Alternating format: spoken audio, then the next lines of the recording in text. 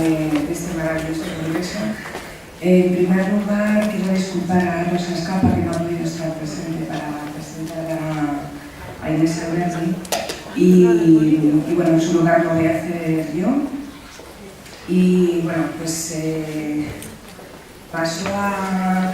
Bueno, la mesa de hoy se llama La ética de la diversidad familiar, y para ello tenemos el placer y el honor, y tengo un gran honor de presentar a doña Inés Alberti, catedrática de Sociología de la Facultad de Ciencias Políticas y Sociología de la Universidad Complutense de Madrid. Inés Alberti, licenciada y doctora en Sociología, ha ocupado puestos de responsabilidad en importantes organismos en defensa de los derechos de las mujeres. Miembro de los distintos organismos de investigaciones sociológicas, ha publicado numerosos libros y artículos dedicados especialmente a la situación de las mujeres en el mundo y al movimiento feminista. El último de ellos fue publicado en 2007 y lleva por título Los hombres jóvenes y la paternidad. De 2008 a 2010 ejerció la dirección ejecutiva de UNIFEM, el Fondo de Desarrollo de Naciones Unidas para la Mujer, y anteriormente desempeñó el cargo de asesora del Programa de Igualdad de Oportunidades de las Comunidades Europeas. Al inicio de la década de los 90 fue directora del Departamento de Investigaciones Sociológicas, tras haber ejercido como asesora del Programa de Mujer y Desarrollo para el Banco Interamericano de Desarrollo. Y además, durante los años de 1986 a 1989 fue miembro del Consejo de Dirección del ISRAO, el Instituto de las Naciones Unidas para la Educación y la Promoción de las Mujeres. Inés, cuando quieras. Muchas gracias, Carmen. Muchas gracias a todos y a todas que estáis aquí, y a las organizadoras y organizadores por haberme invitado. Para mí es una ocasión siempre magnífica poder hablar sobre la familia. Esto me obliga a pensar y a reflexionar sobre qué vida estamos haciendo, qué sociedad tenemos, qué proyectos de futuro tenemos en España sobre la familia, sobre las familias. Hay una cuestión que a veces se nos presenta, y el otro día leyendo los periódicos se me presentaba, cómo a veces una noticia, una buena noticia, no es noticia. Estoy exagerando, por supuesto, pero siempre las noticias son las tragedias, las catástrofes, los problemas, los hechos terribles y los problemas sociales. Y por eso constantemente hablamos de problemas familiares. Casi nunca hablamos de avances éticos, de mejoras en las relaciones familiares. Casi nunca hablamos de un aspecto que a mí me parece muy importante y yo voy a señalar hoy, porque el tema es la ética dentro de la familia, y es cómo hemos pasado a tener una familia en la que se rige por unos valores más positivos, más avanzados, más abiertos que en el pasado. En cierta manera, el espíritu crítico es interesante. Necesitamos tener espíritu crítico para analizar si existen problemas, si existen necesidades de cambio, pero a veces nos pasamos. El otro día escribía Javier Gomá, el filósofo, y alertaba contra el peligro que aqueja a nuestra ciudadanía de tener tanto espíritu crítico que pocas veces sabemos valorar o nos atrevemos a valorar positivamente si hay cuestiones positivas, avances y logros de los que podamos sentirnos satisfechos. No significa que no haya que seguir haciendo cosas, pero a mí me interesa, si vamos a hablar de la ética de la diversidad familiar, señalar aspectos que me parecen importantes a señalar en la familia de hoy día. ¿De dónde podemos extraer cuál es la ética de una institución? Pues de los valores que la informan. Los criterios de valor que se defienden son los que configuran las normas que en esa sociedad o en esa institución tienen validez. Y para conocer los valores que informan las normas, habrá que ver cuáles son las marcas, las señales del deber ser, también las acciones y los castigos que acompañan los comportamientos no deseados, y a través de ellos podemos interpretar cuáles son los valores dominantes que que están por encima de esas leyes, de esas normas. Pues en este sentido es en el que podemos analizar la familia española, la institución familiar, porque luego no existe la familia española, existen las familias. Pero sí podemos utilizar cuál es el término de las marcas legales, cuáles son las costumbres, cuáles son las actitudes y los comportamientos para saber, a través del cambio legal y a través del cambio en los comportamientos, cuáles son los valores que marcan la institución familiar hoy en nuestra sociedad. Podemos decir que ha habido un cambio fundamental y a través de ese cambio de valores sí podemos decir que la nueva ética de la diversidad familiar plantea un avance histórico porque el conjunto de normas morales que rigen la institución familiar, el comportamiento familiar, está guiada por, podríamos decir, líneas de valor más positivas. Ha habido una evolución familiar y hemos pasado, pues en los últimos 40, 30, 50 años, de un modelo familiar monolítico, homogéneo, a un modelo familiar de gran diversidad. Tenemos un pasado, todos nosotros, la sociedad española, y podemos coger o las normas, las costumbres, los sucedidos, o podemos coger las leyes que rigen la institución familiar. Tenemos un pasado caracterizado por la homogeneidad y el monolitismo. En nuestra sociedad, y podemos ver la literatura, por ejemplo, para comprenderlo, todas las familias tenían que ser iguales y no se permitían originalidades ni disidencias. Todas las familias tenían que tener un padre y una madre, a no ser que se murieran. Todos los padres y las madres tenían que estar casados entre sí. Él trabajaba, ella estaba en su casa. Tenían que tener hijos, nunca antes del matrimonio y obligatoriamente después. El padre tiene la autoridad y ella tiene que obedecer. También en las relaciones sexuales. Las mujeres no podían negarse nunca a las relaciones sexuales. La realidad nunca era así, pero esto era la norma, esto era la pauta. Y al de procrear, está prohibido tratar de no procrear. Estaba prohibido que las mujeres o las parejas decidieran no tener hijos. Los anticonceptivos se castigaban con la cárcel y cosas más graves también se castigaban con más cárcel todavía. El padre y la madre, el marido y la mujer no se pueden separar. Él dice dónde se vive, ella obedece, él puede castigarla y ella ha de someterse. La violencia masculina está tolerada. La violencia masculina contra las mujeres estaba regulada y tenía un nivel de gravedad. Es verdad que si los daños ocurridos sobre la mujer por el castigo del marido superaban marcas que después de 15 días todavía quedaban marcas, él podía ser castigado. Pero si después de 15 días no quedaba ninguna marca, no pasaba nada. También la violencia contra los hijos estaba permitida. Y todo el que era diferente se le castigaba, se le perseguía, se tenía que esconder. Pensar en las personas con orientación sexual distinta a la convencional. Ahora bien, ¿cuál puede ser el punto de partida para explicar que se ha producido este cambio de una familia muy monolítica, de una marca de una familia muy monolítica, a una diversidad familiar tan enorme como vemos ahora? El cambio siempre es gradual, nunca es muy marcado. El cambio empieza en actitudes, en rebeldías, en desafíos a la norma, pero hay un momento cuando se consigue cambiar la norma que hay una cristalización del cambio. Luego también esa norma se esgrime para seguir cambiando. El momento de la transición, igual que nosotros ahora hablamos tanto de transición en la sociedad española, en la familia también se ha producido históricamente una enorme transición. El momento de cristalización fue la Constitución del 78. La Constitución del 78, entre otras cosas, va a marcar la pauta de nuevos valores en la vida familiar. Es curioso que cuando se cambia la Constitución familiar, vosotros recordaréis que a veces, ahora estos días, que nos gusta recordar el pasado, siempre sobre todo la parte del pasado un poco más digna, más positiva, se habla de los padres de la Constitución.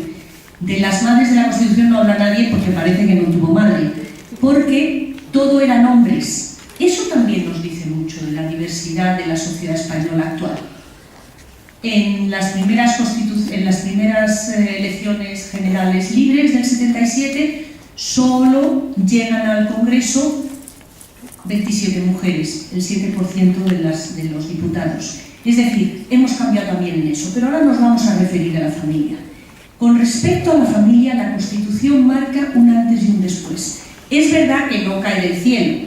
Los 7 padres constitucionales, aunque fueran hombres, tienen muy en cuenta toda la presión que hubo de muchas mujeres para cambiar la familia.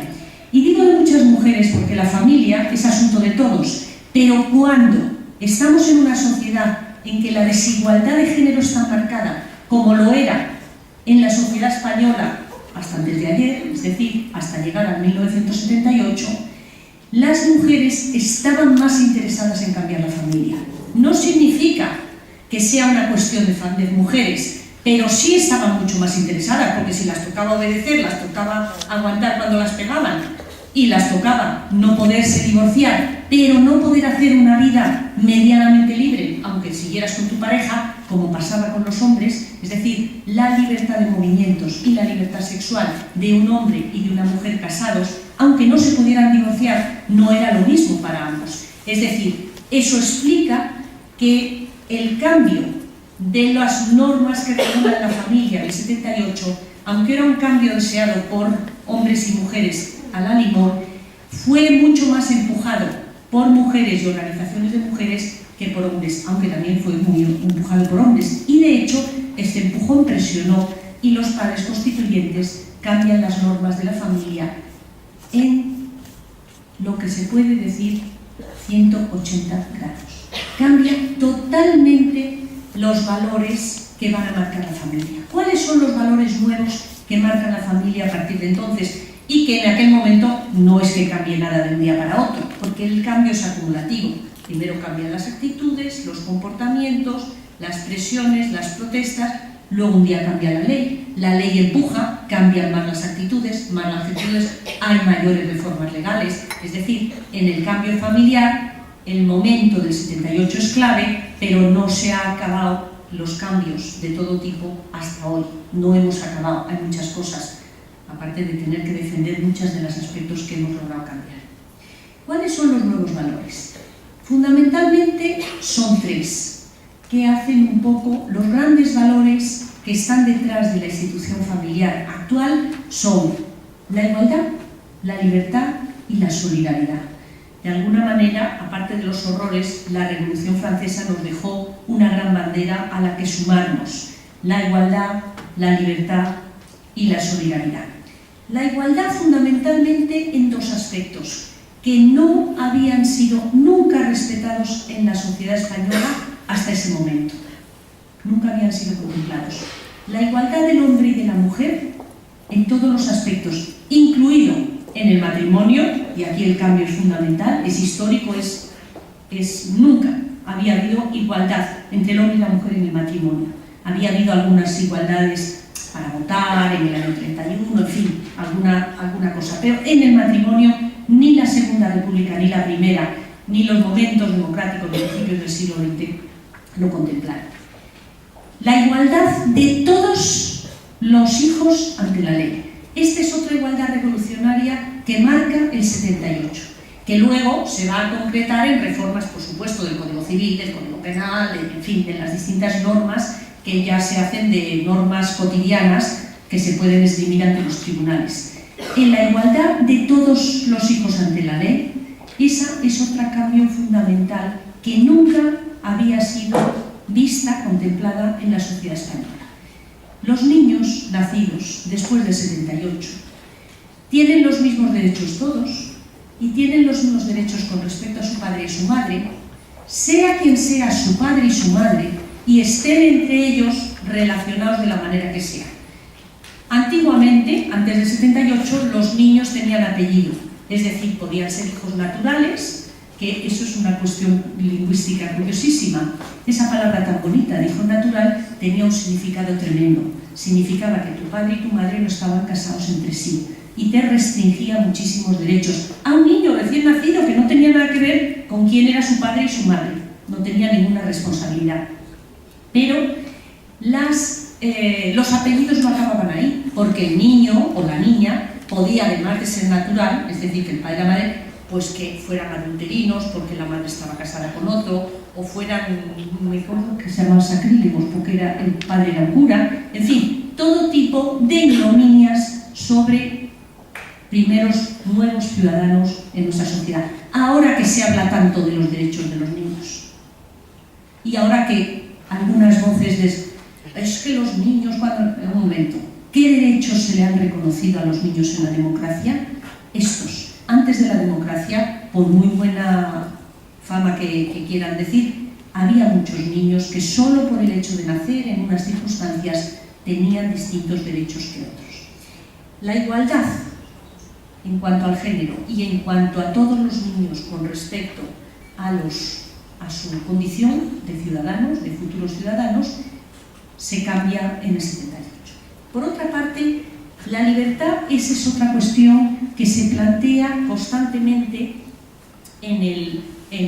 a partir del 78 y se va agrandando el contenido de la libertad posteriormente. Y por última vez, y también luego la solidaridad. El pensamiento conservador nos machaca mucho actualmente con la añoranza del pasado y los problemas de las libertades actuales. Y hay un aspecto en el que el pensamiento conservador ha conseguido el monopolio del pensamiento. Casi nadie nos atrevemos a negarlo. Hay una cuestión en la que el pensamiento conservador parece recibir la aceptación de toda la sociedad.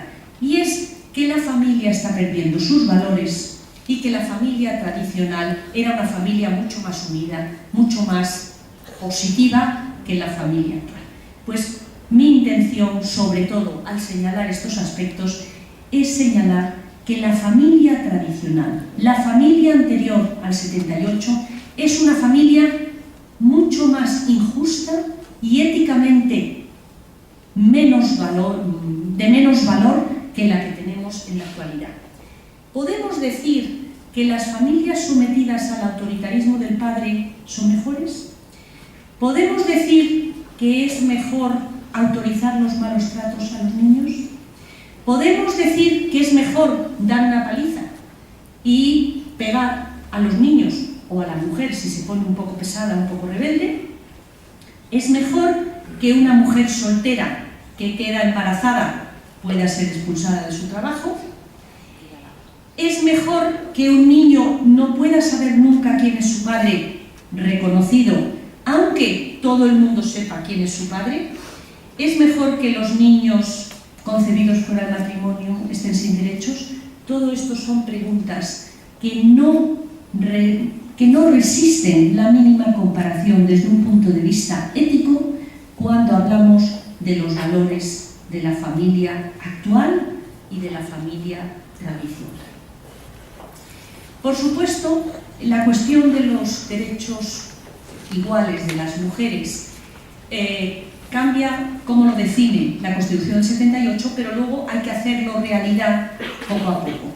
Y en principio, una de las formas de hacerlo realidad fueron las reformas del Código Civil que se hacen en la primavera de 1981. Muchos de vosotros recordaréis que en el año 81 la reforma estrella y de la que más habla y con la que más se enfrenta el pensamiento conservador es con la reforma que se hace en el verano que introduce el divorcio. Se hace referencia a la libertad. Fundamentalmente el divorcio trae la libertad para todos los individuos de poder salir de una situación negativa, incómoda o de búsqueda y no encuentro de la felicidad. Podemos juzgarlo como queramos, pero la libertad de romper negociadamente el matrimonio es una libertad importantísima en la historia de la sociedad española. Pero antes de verano del año 81, en la primavera del 81, se hacen una serie de reformas que van a hacer realidad esa igualdad que hemos dicho entre los hombres y las mujeres en el matrimonio y la igualdad de todos los niños ante la ley. Y en la reforma del Código Civil de la primavera del 81 se pasan esas reformas, que en aquel momento pasaron más desapercibidas, pero es mi opinión que estas reformas cambian más la familia española que la del divorcio, con ser un cambio importantísimo y muy positivo la de introducción de la legalización del divorcio en el matrimonio español. Los derechos de los hombres y de las mujeres cuando están casados se van concretando en esa reforma. Ya no es uno de ellos el que marca dónde hay que vivir, tiene que ser una cosa entre dos. Ya no es uno de ellos el que tiene la autoridad sobre los hijos, la autoridad es tanto del padre como de la madre. Y si hay un conflicto de autoridad, porque uno quiere, no sé, temas de colegio, temas de religión, temas de lo que sea, viajar, vivir en el extranjero, cualquier cuestión que puede ser un conflicto en el que anteriormente era la decisión única del padre, incluso a veces aunque estuvieran separados físicamente el padre de la madre y de los hijos y la madre fuera la que cuidara a los hijos, la autoridad era siempre del padre, como no estuviera este muerto o metido en prisión o considerado loco en una manicomio. Hay una serie de cuestiones que marcan simbólicamente esta autoridad del padre, como es el nombre de la familia. Felizmente en España no nos pasa como en la mayoría de los países europeos o norteamericanos, en que no solo los hijos llevan el nombre del padre únicamente, que ya es decir, ahora hay enormes protestas y enormes cambios a partir de los años 70 de mujeres y de organizaciones de mujeres que luchan por dar su nombre a sus hijos, pero todavía eso no se ha conseguido. Se ha conseguido que las mujeres al casarse no pierdan su nombre, pidiendo una estancia y tal. La mayoría de las mujeres, masivamente las mujeres europeas, al casarse pierden su nombre, su apellido, y pasa a ser el nombre del marido. En España, felizmente, no teníamos esa tradición, pero sí teníamos la tradición, las mujeres no perdían su nombre, tenían el de su padre y el de su madre, pero sí había una tradición que el nombre de cada una de nosotras era primero el nombre de nuestro padre y luego el nombre de nuestra madre. Los hombres les pasaba igual, heredaban el apellido del padre y luego el de su madre. Es decir, no se perdía el nombre de la madre a la primera generación, se perdía a la segunda. Pero en vida, ninguno de nosotros perdía el nombre de nuestra madre. En los años 78 y en la reforma del 81 se introduce una reforma legal muy importante, que luego la costumbre y el uso hace que apenas la hayamos usado, y es que todas las personas, todos los españoles, podemos poner por delante el nombre de nuestra madre, si así lo queremos. Antiguamente solo el pobre que se llamaba Expósito o que se llamaba un nombre imposible, pues iba al código, al distrito y pedía, por favor, cámbienme el orden de los apellidos. En fin, solo, y bueno, costaba un enorme esfuerzo. Actualmente, cualquier persona mayor de edad puede cambiar el orden de sus apellidos si desea seguir con el nombre de su madre, por razones que sean, por razones afectivas o por razones históricas, o porque no le gusta llamarse, no sé, como se llame cada uno. Y más posteriormente, incluso a mediados de los años 90, se discutió que eso no fuera solo una cuestión de cuando uno es mayor de edad, sino que lo pudieran decidir el padre y la madre cuando nace su hijo o su hija. Y entonces se decidió que cuando nace un niño, el orden de sus apellidos sea el pactado por sus progenitores. Es verdad que esto siempre trae un problema, porque hay gente que ahora se llame como se llame, quiere que su nombre vaya adelante, y hay parejas que discuten. Eso está un poquito sin solucionar si hay discusión. Pero si no hay discusión, el orden de los apellidos de los hijos es el que decidan los padres. Se acabó la ley del padre, por lo menos simbólicamente.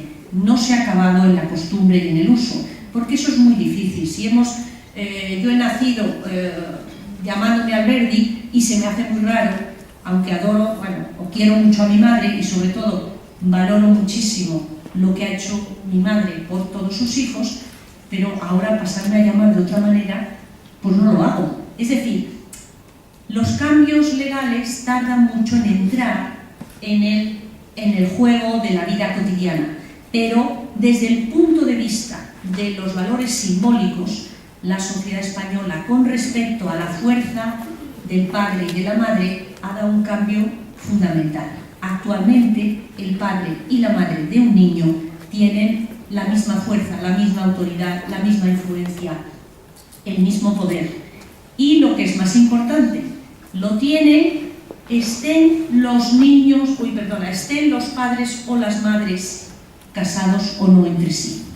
Y entonces es una cuestión mucho más de la valoración que hagan ellos de su relación, que una valoración extraña y ajena que marcaba enormemente a los niños por la relación de sus padres. Aquí también hay una cuestión curiosa que nos ayuda, y es un poco un azar histórico, y es que al no perder las mujeres su nombre nunca, es decir, nos morimos con el mismo nombre, apellido que tengamos cuando éramos jóvenes, pues es mucho más flexible la mirada social y es mucho más difícil la estigmatización si alguien quiere estigmatizar a un niño porque su padre y su madre no estén casados.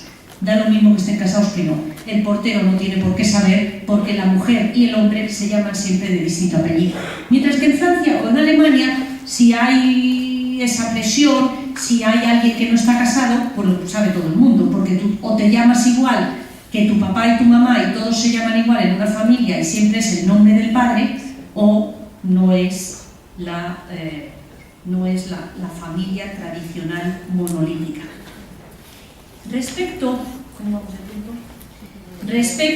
al tema de la igualdad, otra cuestión que está por cambiar, pero que ya desde el punto de vista de los valores está aceptada como valor dominante en la sociedad española, es la distribución del trabajo entre los hombres y las mujeres.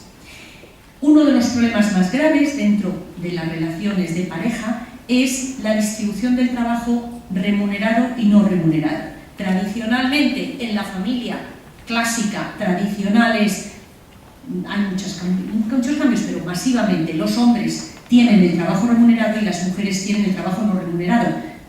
Es facilísimo sacar consecuencias de cuál es ese reparto de tareas.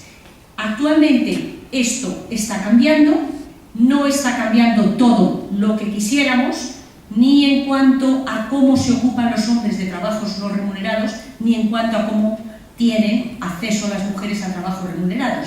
Pero sí podemos saber que este es un valor que se presiona, que se valora, que se busca, y en las últimas leyes españolas, en la ley de la igualdad, se promueve ese valor.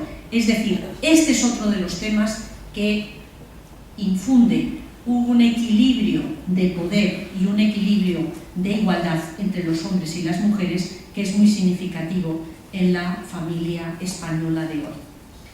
Por supuesto, el de los niños que hemos dicho, que no solo es que todos los niños tienen los mismos derechos con respecto a su padre y su madre, estén casados o no casados, estén con otra familia, lo que sea, los derechos de que te atiendan, de que te sustenten hasta la mayoría de edad, y los derechos de la sucesión, todos por igual legalmente. Pero lo que cambia fundamentalmente este derecho es la introducción de la inspección, o como se llama, la investigación de la paternidad. Estaba prohibida antes de la Constitución del 78 y actualmente es un derecho de todos los individuos. Es un derecho del niño que nace, de la niña que nace, pero lo puede movilizar pues, las partes interesadas, muchas veces su madre o sus abuelos, etc. Esto aparece como un avance enorme con respecto al pasado. Es verdad que hay muchísimos niños nacidos de madres no casadas hoy en día en relación con los finales de los años 70. Actualmente, el 35% de los niños que nacen en España son hijos de mujer no casada. Esto es un cambio fundamental. Pero detrás de esto también hay otro cambio que hay que señalar, que no es la madre soltera tradicional la que está dando a luz a ese niño en nuestra sociedad. Las mujeres solteras, muchas tienen su hijo sin casarse por voluntad propia, no por la típica haber sido abandonada, que era el estereotipo clásico. Claro, si estaba tan mal tener un hijo soltera, nadie quería tener un hijo soltera. Las mujeres hacían lo que podían una vez quedadas embarazadas para intentar casarse. Pero esto ya no es la vez. Pero no solo eso, sino que hay muchas parejas que deciden no casarse. Dentro de esos 35% de niños que nacen de mujer no casada, muchísimas, lo que hay detrás es una unidad familiar. Lo que pasa es que está más desinstitucionalizada la relación entre el padre y la madre. Y entonces vamos a ese segundo valor importante que domina actualmente las relaciones familiares españolas, que es la libertad. La primera libertad importante que marca estas leyes, porque ya no hay discriminación para los niños que nacen, que no se han casado sus padres entre ellos, ni hay discriminación para la mujer que tiene un niño soltera. Entonces, eso amplía enormemente el margen de libertad. Y con ese margen de libertad amplía la tolerancia de la sociedad y la aceptación de la sociedad. Y la mayoría de nosotros tenemos un montón de amigos, conocidos o parientes que forman una pareja, forman una relación familiar y tienen hijos y sin embargo no están casados. La desinstitucionalización de las relaciones familiares tiene mucho que ver con ese enorme margen de libertad. Hay muchas parejas que no se casan, pero si son parejas, conviven y tienen hijos. Y las leyes españolas reconocen esa situación de familia. Anteriormente solo era familia el que se había casado, y resulta que a cualquier pareja le daban el libro de familia en el momento de casarse. Ahora dan el libro de familia en el momento de casarse. Se supone que el matrimonio es el punto de partida de un nuevo núcleo familiar. Pero si una pareja tiene un hijo en común, también le dan el libro de familia. Es decir, una pareja no casada con un hijo en común, si tienen voluntad de formar familia, son reconocidos como familia, con todos los derechos que van unidos a ser familia.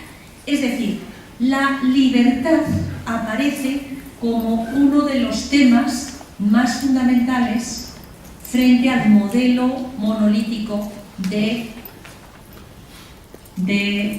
familia. ¿Y qué está pasando con esa enorme libertad? Pues que cambia las estructuras familiares.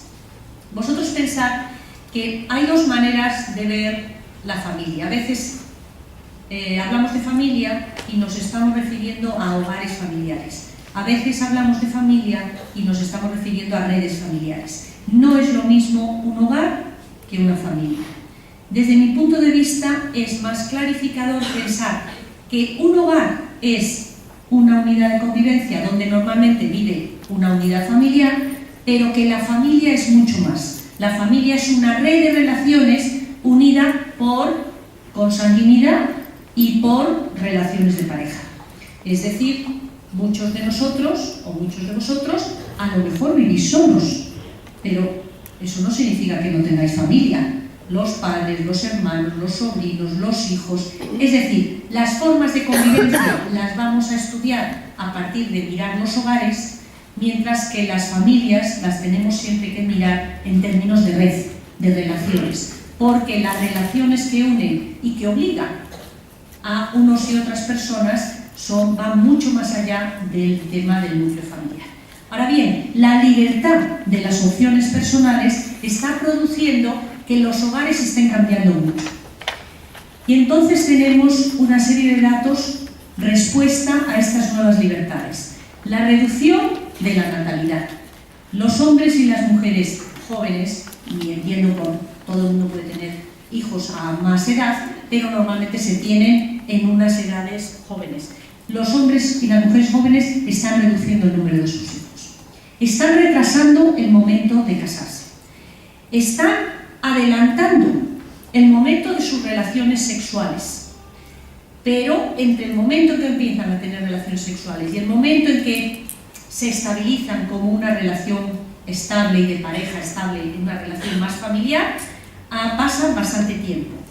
se retrasa mucho la edad de la maternidad, aumenta la cohabitación sin matrimonio y aumentan las rupturas matrimoniales. Todo eso va a dar esa diversidad de hogares familiares de la que habéis estado hablando aquí estos días. La enorme diversidad, la enorme cantidad de rupturas de pareja, parejas que conviven antes de contraer matrimonio y esas a veces las contabilizamos, otras veces no, entre las rupturas de pareja. Hay muchos factores de inestabilidad. El primer factor de inestabilidad y el primer y más importante es la libertad.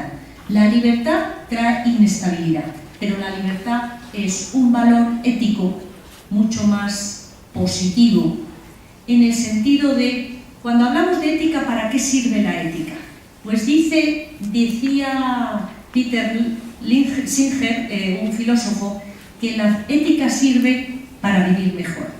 Una vida con mayor sentido, una vida más plena, una vida más feliz, compatible con la felicidad de los otros, en un contexto capaz de alimentar formas de concordia.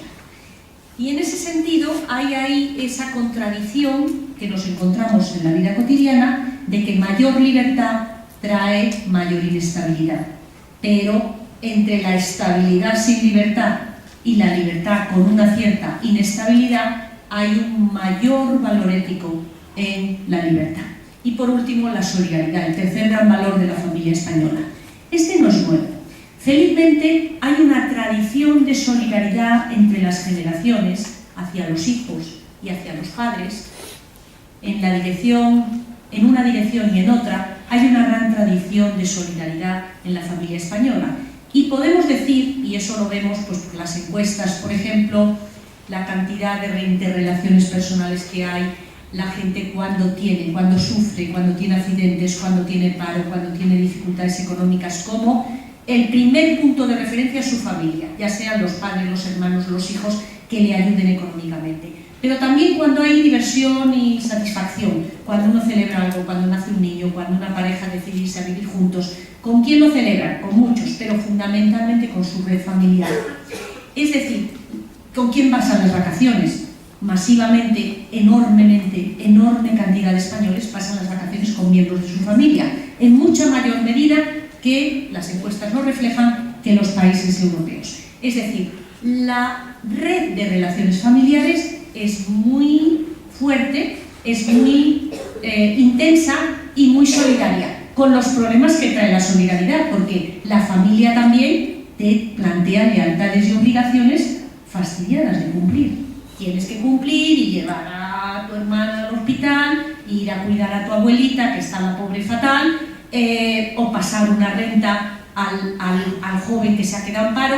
Es decir, todo con su cara de dificultad, pero finalmente el valor de la solidaridad podemos marcar que sigue siendo, a través de los cambios, un tercer valor, que este no es nuevo en la sociedad española, pero sigue siendo un valor importantísimo, que se puede mirar en el Código Civil, porque en el Código Civil se marcan las obligaciones, los cónyuges entre ellos, los padres con respecto a los hijos con respecto a los padres, e incluso las obligaciones que tenemos con respecto a otros familiares, como los hermanos, los sobrinos, etc.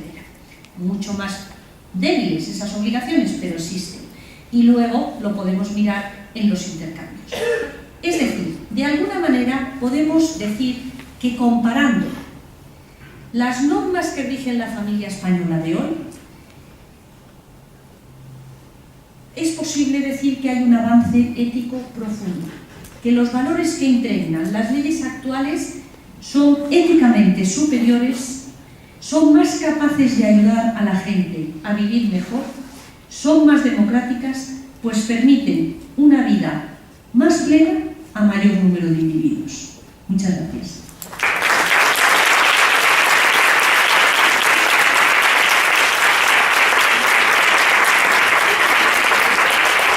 Muchas gracias, Inés. Nos hemos pasado un pelín del tiempo, pero era tan interesante que bueno, pues hemos decidido que escucharte hasta el final con tranquilidad, con la pausa con la que nos has transmitido toda esta información.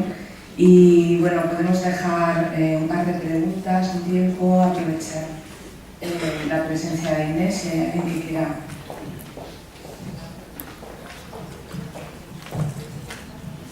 Hola, buenos días. A ver, el derecho a la libertad y la igualdad los tenemos ubicados en el capítulo primero, entonces son fáciles de argumentar, ¿no? Mi pregunta es, todo lo que sostiene al derecho a la solidaridad, como puede ser el tema de servicios sociales, salud, ocio, los tenemos ubicados en los principios rectores, que son orientaciones que tienen que cumplir los gobiernos. Entonces, independientemente de la situación actual de crisis en la que estamos, ¿cómo se puede plantear a los poderes públicos que, desde la perspectiva ética que ha planteado, a no estar obligados a conceder a la vivienda digna, a no estar obligados a todas esas cuestiones? ¿Cómo podemos argumentarlo en estos momentos? Sí, hay otra pregunta por aquí.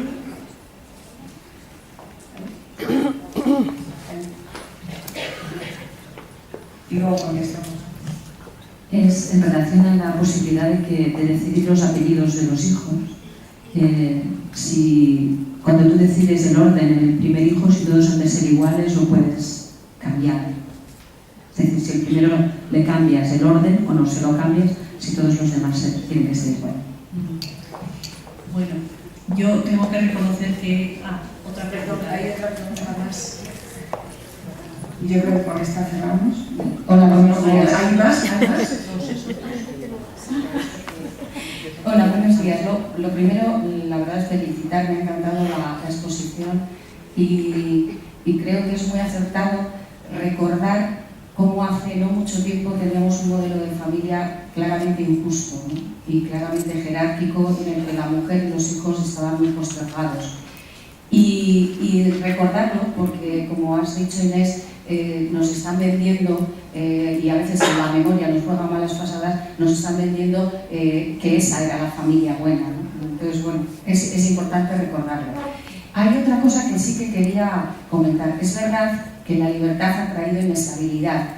Hay he entendido, no digo que lo hayas dicho, Inés, pero yo he entendido que entre las consecuencias de esa libertad está que la gente en estos momentos tenemos una baja tasa de natalidad. Eso es una realidad y es verdad que es una consecuencia también, una de las posibles consecuencias de la libertad, puesto que ya la gente no se siente obligada a tener hijos.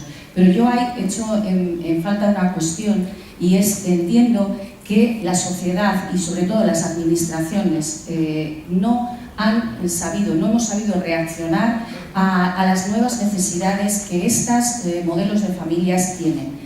Y en ese sentido entiendo que muchas de las cuestiones que se están planteando, que hay una baja tasa de natalidad, se debe también a que no hemos proporcionado los recursos y los servicios necesarios para que haya una conciliación de la vida laboral y familiar. Y no hemos educado tampoco a los hombres y a las mujeres a que es necesaria la corresponsabilidad respecto al proyecto de familia y al tener hijos, ¿no?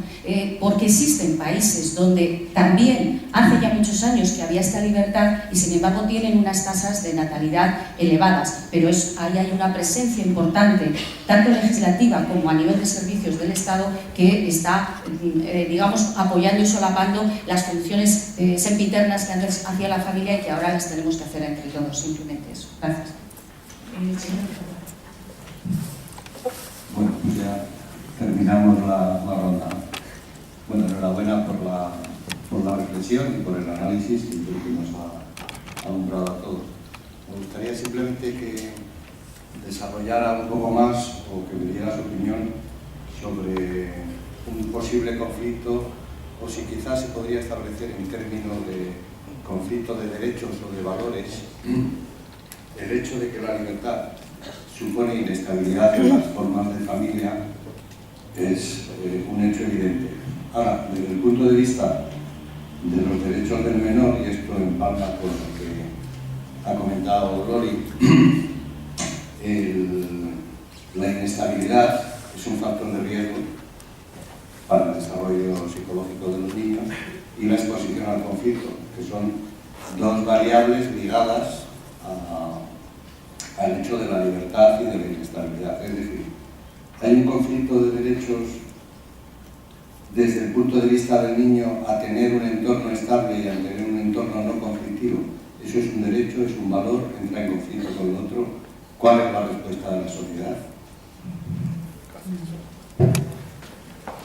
Bueno, muchas gracias. Yo creo que en primer lugar tengo que pedir perdón por haber cometido un delito con respecto a mi profesión. Los sociólogos, los buenos sociólogos, solo hablan de problemas, no suelen hablar nunca en positivo. Y en ese sentido, desde mi profesión, bueno, pues sería vista como muy críticamente. Porque he intentado, sí, ver en positivo los valores que se marcan a la institución familiar de nuestra sociedad. Otra cosa es que esos valores se realicen, se concreten y se respeten. Por ejemplo, la primera pregunta sobre la solidaridad. Yo creo que en la actualidad el valor de la solidaridad a nivel familiar está marcado por la ley y está marcado por, por muchas reglas que obligan a los miembros de una red familiar, va más allá de la familia y también en nuestra sociedad está marcado el valor de la solidaridad entre generaciones, entre clases sociales a través de todos esos mecanismos del estado de bienestar que empezó a desarrollarse a mediados de los años 90 en nuestra sociedad. Otra cosa es que ahora se respete que en todo momento esos derechos a la vivienda o a la sanidad o a la educación para todos se concreten de verdad. Y en ese sentido hay mucho que hacer en la actualidad para que esos valores que por el momento nadie discute también sean respetados. Porque tenemos muchas personas y sobre todo muchas personas en puestos de responsabilidad pública que no se atreven a negar el valor de la solidaridad como valor que informa nuestra sociedad, pero que están tomando medidas que parece que se lo están cargando. Y en ese sentido es en el que yo hablo de valores superiores que informan la institución familiar. No necesariamente en todo caso se respetan, porque sabemos que existe la violencia de género y hay gente que no respeta pues, la libertad del cónyuge con respecto a los hijos, en fin, muchas cuestiones, pero sí a mí me interesa señalar cuáles son las normas que influyen en el modelo de familia que deseamos todos a nivel teórico. Otra cosa es que eso sea una realidad y que haya, sin embargo, la realidad es que hay, sin embargo, muchos problemas, mucha gente que transgrede esos valores y muchas cuestiones de difícil encaje dentro de esos valores, como conflicto de valores que puede darse entre el valor de la libertad de dos personas adultas que deciden, por ejemplo, romper su matrimonio y los derechos, yo no diría tanto los derechos de un niño, sino sí los derechos de un niño a tener una vida feliz, a poder tener relaciones buenas con su padre y con su madre, a poder convivir establemente. Y entonces muchas veces sabemos que el divorcio o la ruptura de las relaciones entre los padres, porque a veces no hay divorcio porque no ha habido matrimonio, trae problemas en el conflicto de esos dos intereses. ¿Cómo lo solucionamos o lo queremos solucionar en nuestra sociedad? El valor del bienestar del niño es un valor actualmente supremo por encima de los intereses de los adultos. Eso es lo que dice la ley. Otra cosa es que a veces eso no se cumple porque hay uno de los adultos que tiene mucho más poder y más poderío y impone su voluntad y luego a veces porque, como le pasó a aquel, ¿quién fue? Aquel que cogió a una mujer que tenía a su hijo y una mujer decía en el Antiguo Testamento, hubo un rey, Salomón. Le vinieron a Salomón dos mujeres que decían ser la madre de ese niño. Dijo, bueno, pues que lo corten entre la mitad. A veces los conflictos con la ruptura matrimonial pueden ser un poquito insolubles, porque puede haber parejas que quieran ejercer la paternidad y la maternidad con todos sus derechos, y sin embargo entre ellos haya un conflicto. O sea que es verdad que esa posibilidad de conflictos va unida a la libertad, pero no hay que olvidar que esa posibilidad de desgracias o de conflictos todavía iba más unida a la falta de libertad. que podía traer al padre y la madre metidos en la casa sin poderse separar ni divorciar, y aquello es un infierno. Mi primer trabajo sobre cuestiones de familia fue mi tesis doctoral, cuando no existía el divorcio, sobre la ruptura matrimonial sin posibilidad de legalización, como existía en los países europeos, que era nuestro punto de referencia. Los conflictos internos y la capacidad de sufrimiento de las personas adultas y de los niños era muchísimo mayor. Pero, en fin, es verdad que existe ese conflicto. Otra de las cuestiones que preguntan, que ha señalado, es el de los apellidos. La ley dice, y yo creo que es una tontería, con perdón, que si tú decides que tu primer hijo le pones, el caso de unos muy cercanos a mí, han puesto el apellido de la madre primero y el padre después. Y el segundo niño tiene que ser lo mismo según dice la ley. Pero es verdad que es una tontería, porque ese niño, cuando llegue a los 18 años, o esa niña, tiene derecho él a cambiar el orden de sus apellidos. O sea, que conocemos todos, algunas personas, que sus hermanos tienen apellidos distintos. O sea que, pero es verdad que yo creo que la ley es para que no marques diferencias en la infancia. Os acordaréis del caso más significativo de cambio de los apellidos de la historia nuestra, cuando Franco tuvo su primer nieto.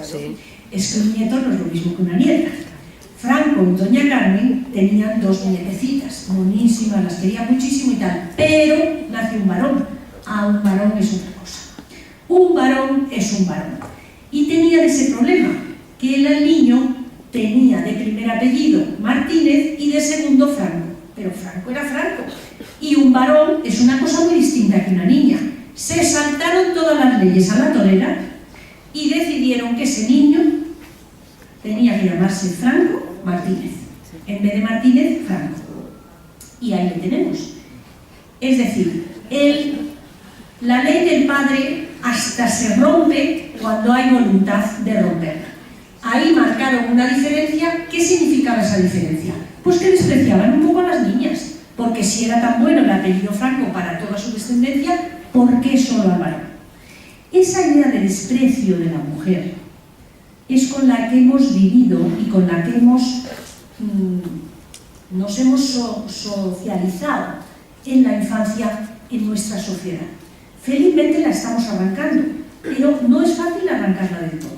Y eso es lo que explica que muchos de estos cambios, desde una ley, una norma que marca una igualdad entre los hombres y las mujeres, no termina de ser una realidad. Y todavía hay montones de ejemplos de superioridad del varón sobre la mujer. Pero en fin. Y luego hay otra cuestión que es lo de la natalidad. Estoy totalmente de acuerdo con la intervención. La libertad permite a las parejas jóvenes y sobre todo a las mujeres decidir cuándo y cómo van a tener hijos. Esa libertad es lo que más influye en la reducción de la natalidad. Eso es lo que más. Lo que más te influye en poder no tener hijos o tener menos hijos es que de verdad te lo permita. Es decir, que la norma y la ley te lo permita y que haya métodos anticonceptivos. Anteriormente a los métodos anticonceptivos, las mujeres tenían muchos más niños de los que querían tener. Ahora no suele pasar menos casos, por ejemplo, adolescentes o chicas que se quedan embarazadas sin desearlo, pero no suele pasar que una mujer pues, que tiene su familia, su pareja, que tiene una familia estable, te venga llorando diciendo: estoy horrorizada, me quedo embarazada. Y un disgusto, Esto para mí en mi infancia era el pan nuestro de cada día. Yo lo oía constantemente, lo oía con esa ignorancia de la infancia, porque de eso no se hablaba, de alguien que venía a ver a mi madre, que hablaba con mi madre, que era una amiga, una parienta, y el quedarse embarazada sin desearlo, eso es una cosa muy negativa. Justamente lo contrario de lo que es quedarse embarazada deseándolo, que es fantástico. Y ahora vemos gente joven que anuncian, ya, vamos, parece que no les ha dado tiempo casi ni a echar el polvo para que ya anuncien que se han quedado embarazados. Una precipitación porque están ilusionados, porque la natalidad es algo muy valorado, porque los hijos son algo muy valorado. en esta sociedad. Y entonces, en ese sentido, la reducción de la natalidad es un punto muy positivo en nuestra sociedad. Ahora, claro, esa voluntad de natalidad no siempre se satisface, porque hay muchas parejas y muchas mujeres jóvenes que quieren tener un niño y no pueden. ¿Por qué? Porque van a perder su trabajo, porque tienen una beca y no se la renuevan, porque no dan abasto, porque no hay guarderías. Es decir, el punto de partida clave es la libertad y los métodos anticonceptivos. Pero hay muchos más otros factores. Una sociedad en un entorno que favorezca la paternidad y la maternidad, unos permisos. Y así nos pasa que en los años 70 España, con Italia e Irlanda, éramos los países con mayor número de hijos por mujer, y actualmente España es uno de los países europeos con menor número de hijos por mujer. Y en Suecia, las mujeres suecas tienen más hijos que las españolas. Cuesta creérselo. Vamos, a vosotros no, pues sois muy jóvenes, pero a mí me cuesta creerlo, porque durante años para nosotros era un ejemplo una sociedad como la sueca, en que las mujeres tenían menos hijos, podían tratarlos, cuidarlos, las relaciones entre el padre y los niños eran más cercanas, porque no había esos rebañitos de 5 o 6 niños que, sin medios económicos, casi ninguna mujer desea. No conozco a ninguna mujer normal que quiera tener 5 o 6 niños si no tiene un equipo de apoyo importante, políticamente, económicamente importante. Sin embargo, en mi infancia, la mayoría de las mujeres tenían 5 o 6 cuando no tenían más, tuvieran o no tuvieran apoyos, porque lo más importante es poder evitar los embarazos no deseados. A partir de ahí están todos los factores sociales que, por supuesto, estoy totalmente de acuerdo, que son clave. Entonces, en la voluntad y en la decisión cuentan muchas otras cosas, pero hemos pasado a una sociedad mucho más razonable. En los años 70, los anticonceptivos estaban prohibidos. No solo prohibidos, estaban castigados. Hasta 1978 no se despenalizan los anticonceptivos, casualmente el mismo año de la Constitución y casi el mismo mes, porque fue en noviembre de 1978. Sin embargo, ya había muchas cosas, por supuesto. Empezó a bajar la natalidad a partir de 1975, empieza a caer la natalidad en España. Ahora, lo más importante es que los anticonceptivos estén permitidos y asequibles, pero luego hay muchos otros factores que van a conjugarse con la decisión de una mujer de tener o no tener hijos. Actualmente, ¿cuál es el trato con respecto a los anticonceptivos? En los años 70, las mujeres, como estaban prohibidos los anticonceptivos hasta el 78, y a partir del 78 empiezan a usarse, pero todavía siempre los cambios son los cambios. Las mujeres jóvenes se casaban temprano, se quedaban embarazadas casi inmediatamente, si no se habían quedado embarazadas un poquito antes, y empezaban a tener niños. Y usaban los anticonceptivos para parar de tener hijos. Y preguntárselo a vuestras conocidas que se casaran a primeros de los 70. Los anticonceptivos se usaban masivamente las mujeres casadas para interrumpir, dejar de tener hijos, y además tenían que ir al médico y decir que tenían las reglas estropeadas y usaban unos anticonceptivos que no eran anticonceptivos, eran unas medicinas. La píldora era una medicina para regular el ciclo femenino. Nunca hubo más desarreglos en el ciclo femenino que a primeros de los años 70 en España. Sin embargo, ¿cómo se usan ahora los métodos anticonceptivos? Las mujeres educadas, que tienen buena información y tienen educación sexual, cuando empiezan en la pubertad, en la juventud, pues unas más temprana, pero vamos a los años, para cuando llegan los 19 o los 20, empiezan a utilizar métodos anticonceptivos y dejan de usarlo el día que quieren tener un hijo. Es un cambio espectacular. Pero si vosotros pensáis en la vida de una joven que quiere estudiar, que quiere hacer algo más en la vida, que quiere viajar, que quiere tener un hijo con ganas y con disfrute de ese hijo, que quiere tener una pareja con ese hijo, pues es mucho más razonable y mucho más ético lo que está pasando ahora que lo que pasaba en aquel pasado glorioso. Muy bien, gracias.